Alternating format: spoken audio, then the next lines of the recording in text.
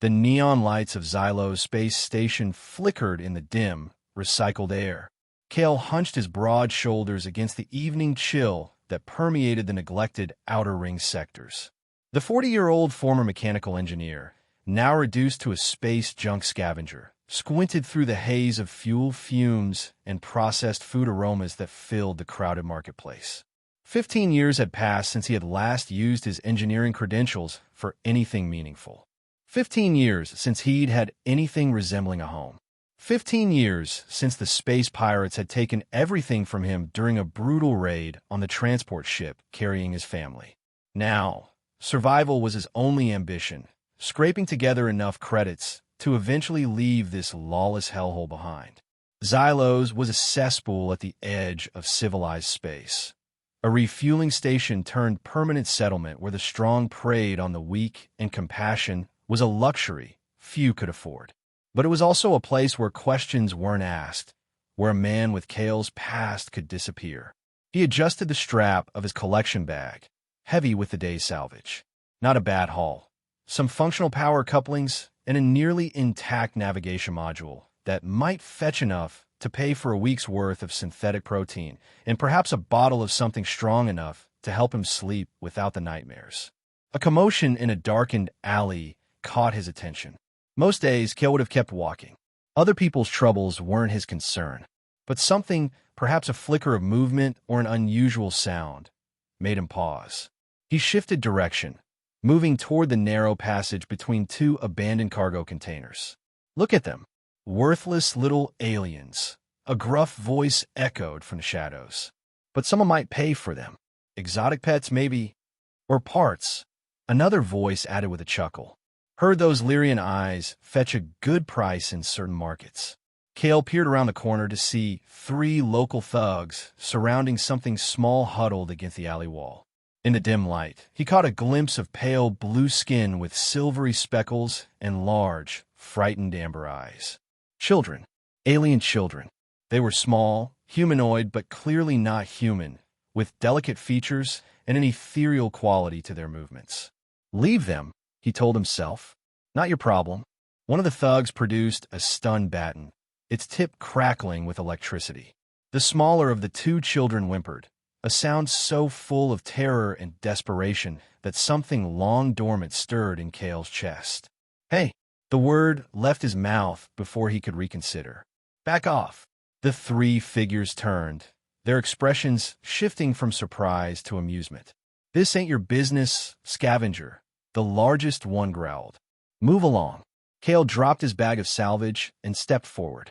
His hand drifted to the utility knife at his belt. Not much a weapon, but it had gotten him out of tight spots before. "I'm making it my business." He wasn't sure why he was doing this. Perhaps he was tired of walking away. Perhaps some small part of him refused to watch children suffer, even alien ones. Whatever the reason, Kale found himself squaring off against 3 armed thugs in a dark alley, for the sake of creatures he'd never seen before. What followed wasn't pretty or heroic. It was a swift, brutal skirmish of the kind that happened daily in Xylos's underbelly. Kale had survived 15 years in places where most lasted months. He wasn't stronger than these men, but he was smarter, more desperate, and had nothing to lose. When it was over, the thugs retreated, cursing and nursing various injuries. Kale's lip was split, and his side ached from a blow he hadn't fully dodged, but he was standing. More importantly, the children were unharmed. He approached them cautiously. The larger one, perhaps 8 or 9 in human years, stood protectively in front of the smaller child, eyes wide but defiant. "It's all right," Kale said, trying to soften his naturally gruff voice. "I'm not going to hurt you." The older child didn't move, but the smaller one peered around her sister with curious eyes. They were clearly starving, their frail bodies trembling slightly. With a sigh, Kale reached into his pocket and pulled out his ration bar, the last of his food until tomorrow's pay. He broke it in half and held it out. "Here. Food." For a long moment, they didn't move. Then, slowly, the older child reached out and took the offer nutrition. She sniffed it cautiously before taking a small bite. Whatever concerns she had about human food were quickly forgotten as hunger took over. She broke her portion in half again and passed it to the smaller child, who devoured it with equal desperation. "Where are your parents?" Kale asked, though he suspected he knew the answer. The older child looked up at him, amber eyes full of a grief too mature for her years. She shook her head slowly. "Do you understand?"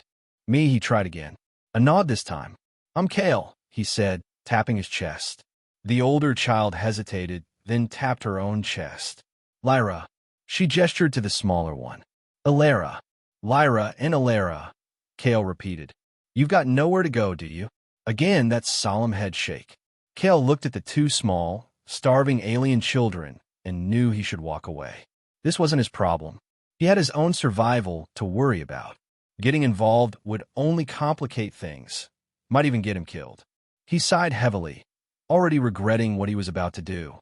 "Come on, then. It's not safe here." Kale's home was a repurposed storage compartment in a forgotten maintenance section of Xylos's outer ring. 8 by 10 feet of grimy metal, with a cot, a small heating element, and a makeshift desk cobbled together from salvage parts. It wasn't much, but it had a locking door and was relatively safe from the station's predators, both human and otherwise. He watched as the two Lyrian children cautiously explored the cramped space.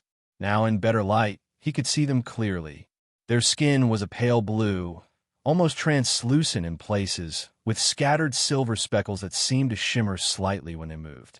Their features were delicate but recognizably humanoid. 2 arms, 2 legs, fingers and toes. Their eyes, however, were distinctly alien, large, amber orbs that seemed to catch and reflect light in unusual ways. "It's not much," Kale said awkwardly, "but you can stay here tonight. Tomorrow we'll figure something out." Lyra, the older one, nodded gratefully. She kept one protective arm around her sister, who was examining Kale's meager possessions with childlike curiosity. "Are you hungry?" he asked, though he already knew the answer. They had devoured the ration bar like they hadn't eaten in days. Lyra nodded again, her proud posture belying her desperation. Kale dug through his small storage compartment and found another ration bar and a packet of dried fruit. Emergency supplies he'd been saving. He handed them over without hesitation. He could always scavenge more tomorrow. As the children ate, Kale tried to piece together their story. "Where did you come from? How did you end up here?" Lyra finished her mouthful before answering. "Our ship attacked." Her voice was soft, with an unusual melodic quality. "Parents told us to hide in escape pod. Then," she made a gesture with her hands to indicate an explosion. "I'm sorry," Kale said, and meant it. He knew all too well the pain of losing everything in an instant. "We drifted," she continued. "Then salvage ship found us, brought us here." Her young face hardened. "They wanted to sell us. We ran." It was a story Kale had heard too many times on Xylos, though usually involving humans. The Outer Rim was a lawless frontier where the desperate and the predatory circled each other like vultures. Alara, who had been silent until now, suddenly moved closer to Kale. She reached out a small, slender hand and touched his arm. "Thank you," she whispered, her voice even more musical than her sister's. Something about her innocent gratitude made Kale's throat tighten unexpectedly. He cleared it gruffly. "It's nothing. Get some rest. You can have the cot." As the children settled onto his narrow bed, Kale made himself as comfortable as possible on the floor. It wouldn't be the first time he'd slept on cold metal. As he was drifting off, Lyra's voice came softly through the darkness. "We are not just any Lyrians," she said. "We are the last of the royal house of Lyria. Our world is gone, but we carry its heart." Before Kale could ask what she meant, soft, even breathing told him both children had fallen asleep, exhaustion finally claiming them. 3 days passed. Kale continued his scavenging work, leaving the children locked safely in his quarters during the day.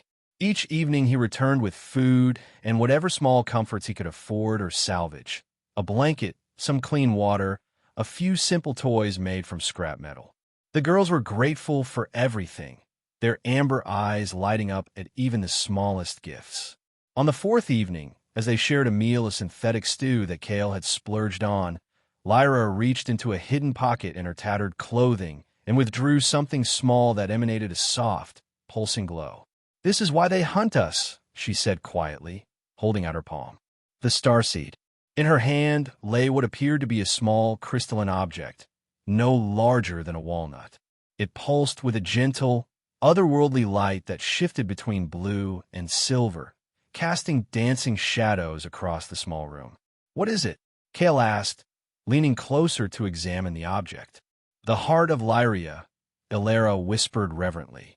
"Our inheritance." Lyra nodded solemnly. "It is the key to our people's future. Our parents were its guardians. Now we are." "What does it do?" Kale reached out a tentative finger toward the glowing crystal.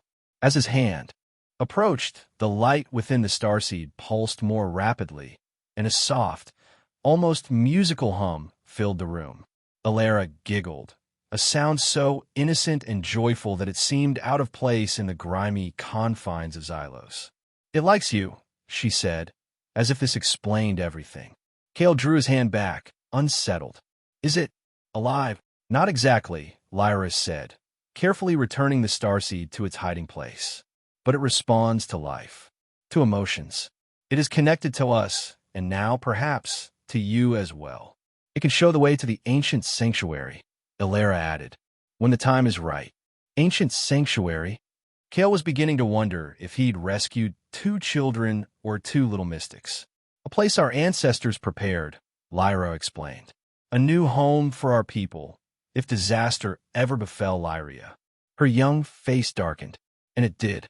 "The KRYL Empire destroyed our world, seeking the starseed. They will never stop hunting for it." Kale rubbed his temples, feeling a headache coming on. What had he gotten himself into? A refugee crisis was one thing, but ancient artifacts and vengeful empires were well beyond his pay grade.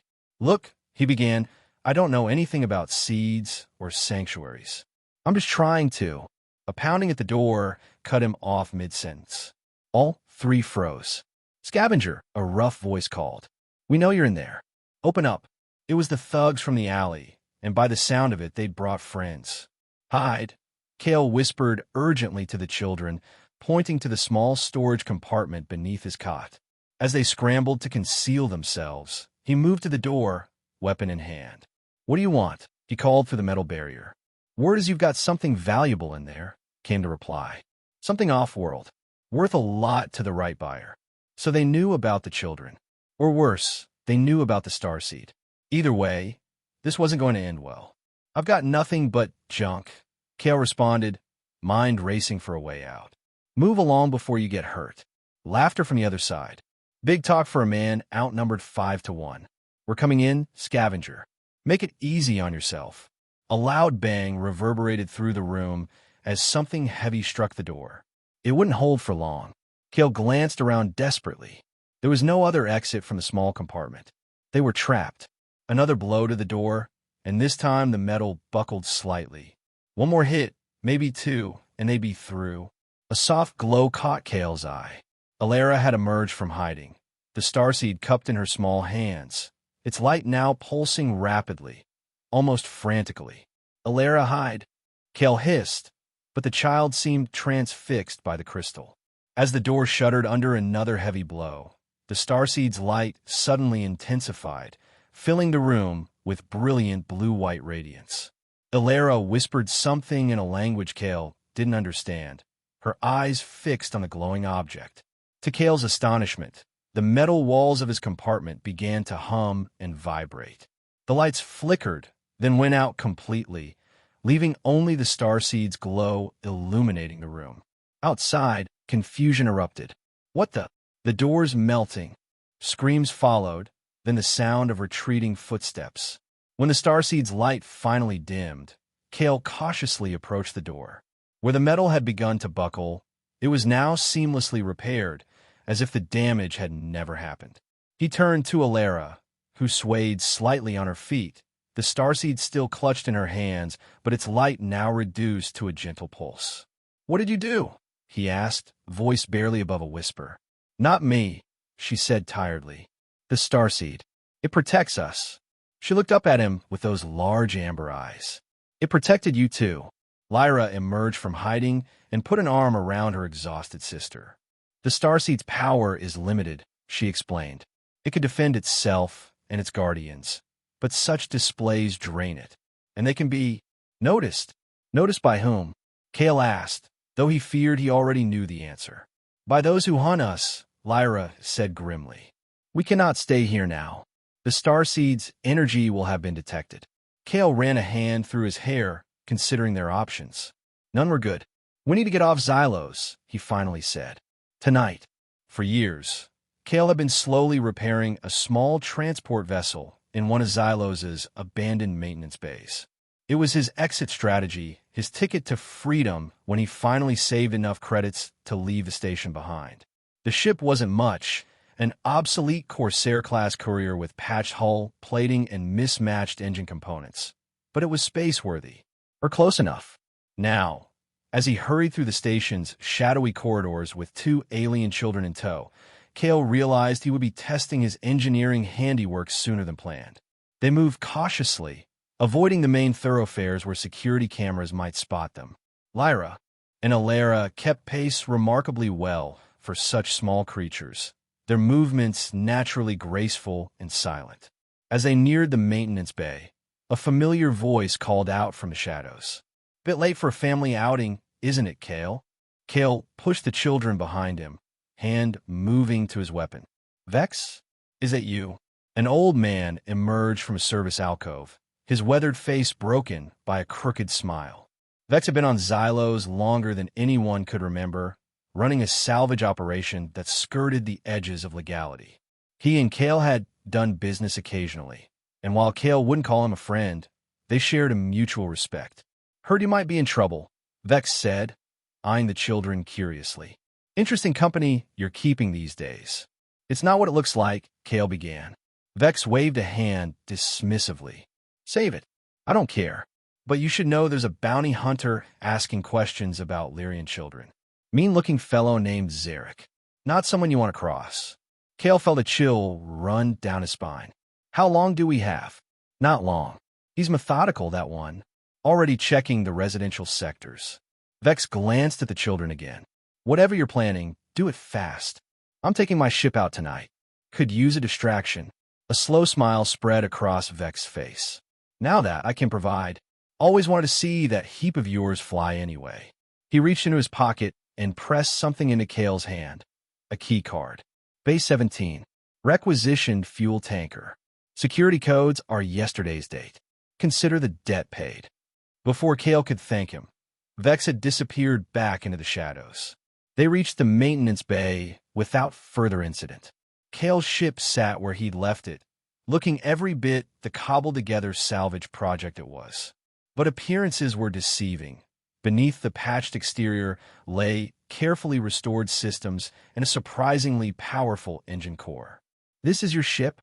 Lyra asked, unable to keep the doubt from her voice. She'll fly, Kale assured her, beginning the pre-launch sequence. Just need to finish bypassing the station's control protocols. As he worked, Alara wandered around the small vessel, the starseed clutched protectively in her hands. Suddenly, she stopped, her head tilting as if listening to something. He's coming, she whispered. Kale didn't need to ask who he was. How long? Minutes, Lyra answered, her eyes on her sister. The starseed senses him. Working faster, Kale finally managed to override the launch restrictions. The ship's engines hummed to life, vibrating the deck plates beneath their feet. Strap in, he ordered, taking the pilot's seat. The girls scrambled to secure themselves in the passenger harnesses. Just as Kale was initiating launch protocols, the maintenance bay doors slid open. A tall figure stood silhouetted against the harsh station lighting, broad-shouldered, heavily armed, and radiating menace. That's him, Alara whispered fearfully. Zarek, the bounty hunter stepped forward, a disruptor pistol raised. Power down the vessel, he commanded, his voice cold and mechanical. Hand over the Lyrian children and the starseed, and you might live to see tomorrow. Sorry, Kale called through the ship's external comm. We're on a tight schedule. He slammed his hand down on the emergency launch override, closing the ship's hatch and igniting the main thrusters. Zarek fired, the energy bolt glancing off the ship's hull plating. As they lifted off, the station's security alarms began blaring. But before the automated defense systems could target them, a massive explosion rocked the station's lower levels. Vex distraction, right on time. In the chaos that followed, Kale's ship slipped away from Xylos, rapidly accelerating toward open space. Behind them, Zarek was undoubtedly already pursuing, but for the moment, they were free. Once they had put sufficient distance between themselves and the station, Kale set the autopilot and turned to his passengers. Now, what? Where exactly is this ancient sanctuary? Lyra and Alara exchanged glances. Then Alara held out the starseed, which had begun to pulse with a steady rhythm, like a heartbeat. It will show us the way, she said simply. And to Kale's amazement, it did.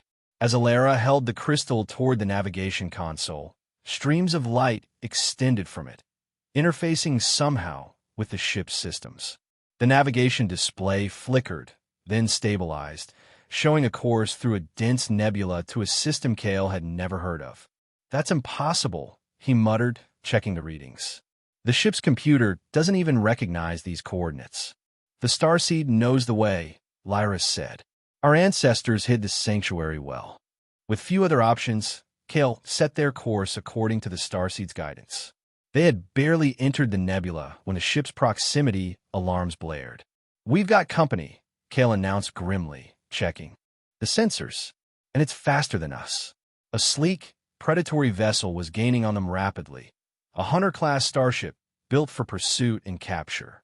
Zarek's ship, no doubt. How'd he catch up so quickly? Lyra asked, fear evident in her voice. He must have had his ship ready to launch, Kale replied, pushing their engines harder. And that vessel is military-grade. We can't outrun it. They plunged deeper into the nebula, using the dense gas clouds and asteroid field for cover. Kale's years as a scavenger had made him an adept pilot in dangerous terrain, but Zarek was clearly no amateur either. Energy bolts from the pursuing ship streaked past them, some close enough to rock their vessel. One direct hit, and they'd be disabled. Can the starseed help us? Kale asked desperately. Alara clutched the crystal tightly, her eyes closed in concentration.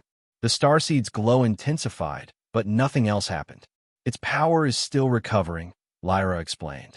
It cannot defend us again so soon. Zarek's ship was closing the gap.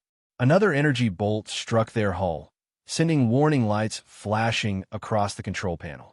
Engine containment failing. The ship's computer announced tonelessly. Hull breach in aft section. They were running out of options. Kale eyed the navigation display, noting a particularly dense asteroid cluster ahead. It was a desperate move, but hold on tight, he warned, then cut all power to non-essential systems, including the stabilizers. The ship lurched sickeningly as he manually piloted them into the heart of the asteroid field.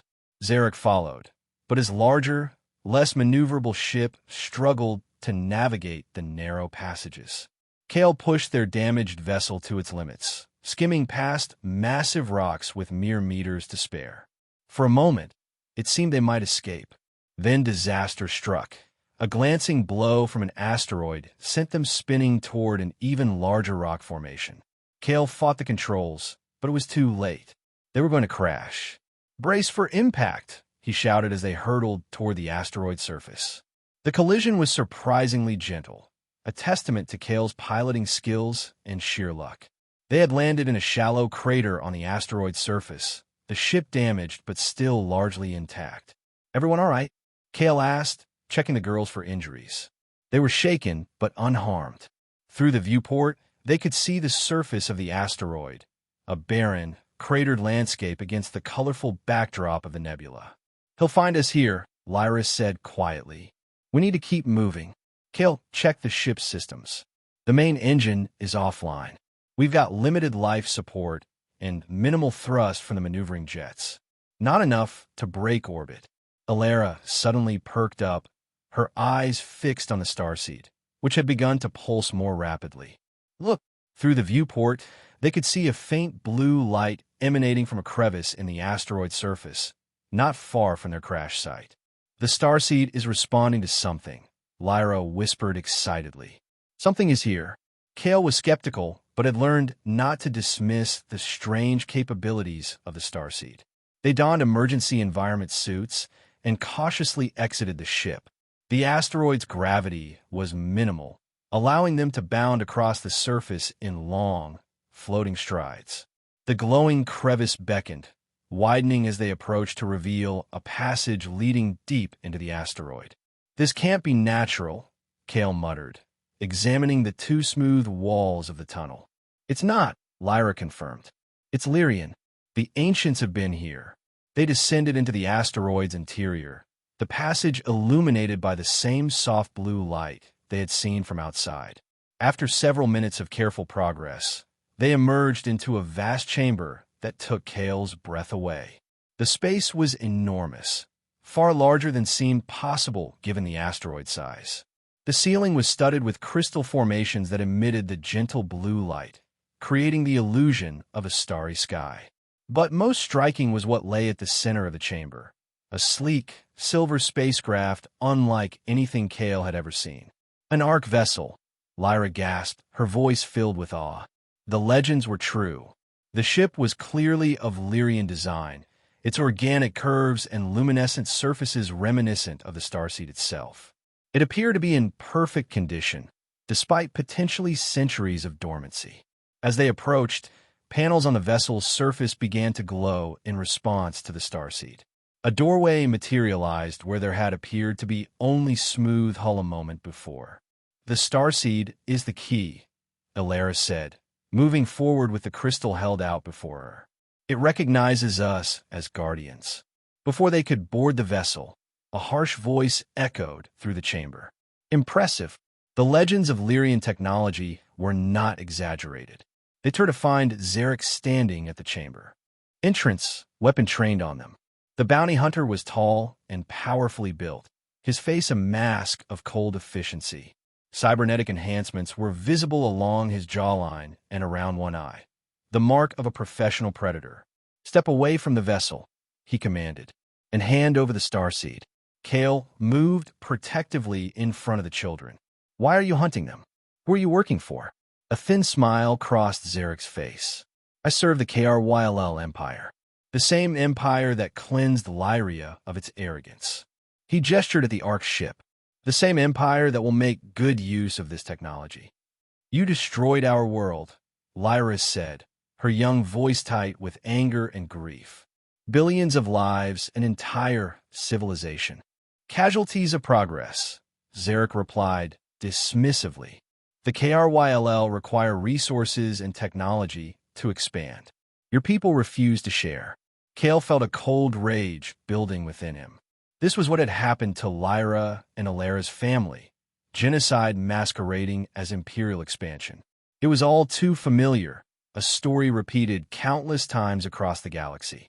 "You're not taking them," he said firmly, "and you're not taking the starseed." Zarek sighed, as if disappointed. "Then you'll die here."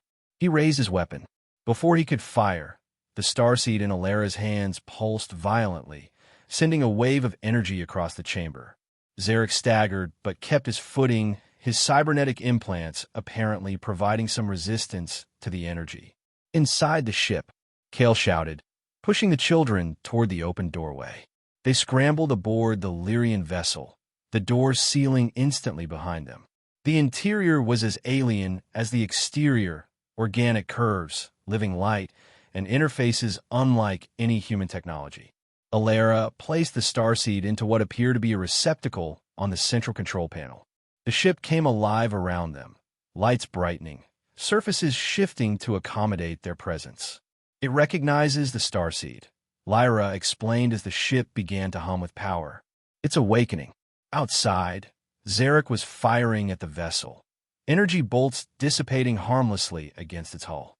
He then turned his attention to the chamber ceiling, targeting the support structures. "He's trying to collapse the chamber," Kale realized. "We need to get this ship moving. How do we control it?" Lyra placed her hands on a glowing surface. "The ship responds to Lyrian thought patterns. I think I can guide it." The vessel trembled, then lifted smoothly from the chamber floor as rocks began to fall around them. They accelerated toward the tunnel they had entered through, which was already beginning to collapse. "We're not going to make it," Kale muttered, watching the passage narrow. But the Lyrian ship seemed to have ideas of its own. Instead of heading for the tunnel, it turned toward the solid rock wall of the chamber and accelerated. "What is it doing?" Kale shouted, bracing for impact.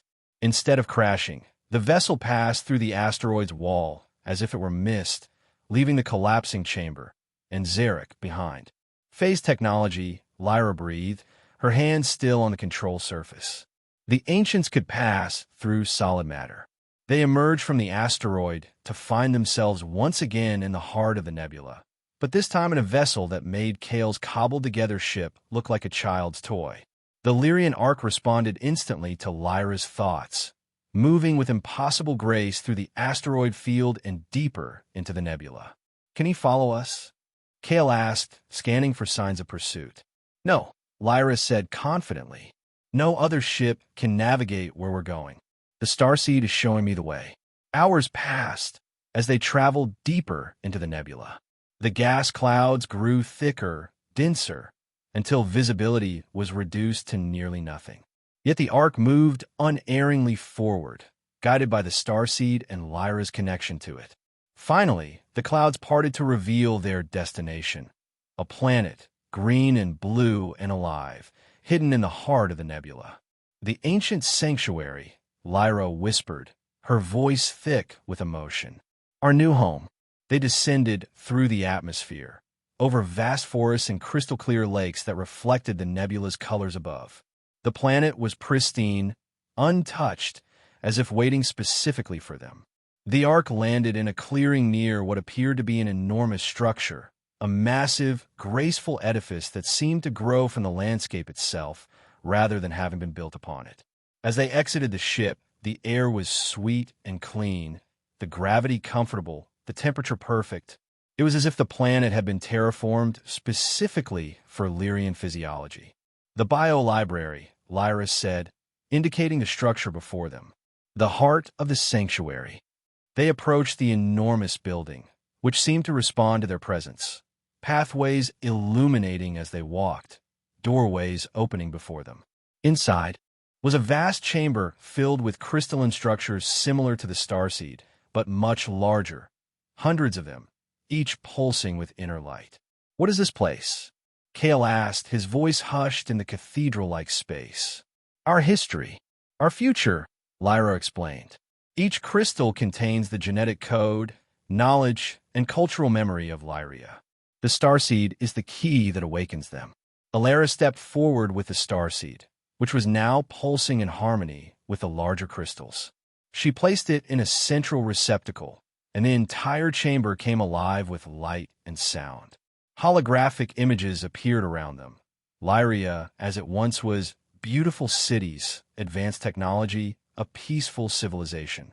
Then the destruction, KRYLL warships, planetary bombardment, extinction. "The KRYLL sought what we had, but could not understand," Lyra narrated as the images played out. "They wanted our biotechnology, but could not comprehend that it was linked to our consciousness, our harmony with life itself." The hologram shifted to show the creation of the sanctuary, a desperate plan by the last Lyrian scientists to preserve their species and culture. "They knew the KRYLL would destroy them," Lyra continued. "So they created this place and scattered starseeds across the galaxy, hoping some would find their way here. And yours did," Kale said softly. Alara nodded. "Because of you. You saved us when no one else would." The starseed's light intensified and new images appeared, dormant systems activating across the planet, seed vaults opening, automated terraforming processes beginning. "The sanctuary is awakening," Lyra explained with wonder. "The rebirth of Lyria has begun." In the days that followed, Kale watched in amazement as the sanctuary came to life around them. The biolibrary released stored genetic material, beginning the process of restoring Lyrian flora and fauna to the planet. Ancient systems, dormant for centuries, activated one by one. Lyra spent hours in the library, absorbing the knowledge of her ancestors, learning the history and science of a civilization now extinct save for her and her sister. Alara, with her special connection to the starseed, became the caretaker of the awakening planet, her gentle presence seeming to accelerate the renewal processes. And Kale found himself with a new purpose. His engineering skills, rusty from years of disuse, were suddenly valuable again. The sanctuary's systems, while advanced, required maintenance and adaptation. He threw himself into the work, finding satisfaction in creation rather than scavenging for the first time in years. One evening, as they watched a newly formed Lyrian forest begin to glow softly in the twilight, a bioluminescent defense mechanism against nocturnal predators, Lyra asked the question Kale had been expecting. "Will you stay with us?" He looked at the two children who had so unexpectedly changed his life. They weren't just refugees anymore. They were the future of an entire civilization. They were also the closest thing to family he'd had in 15 years. "Yes," he said simply. "I'll stay." Alara smiled, taking his hand in her small one. The starseed, which she kept with her always, pulsed warmly in response to their shared contentment. They knew Zarek had survived the asteroid collapse. They knew the KRYLL Empire would not give up its hunt for Lyrian technology. Sooner or later, they would have to face that threat again. But for now, they had found something none of them had dared hope for: a home, a purpose, a family.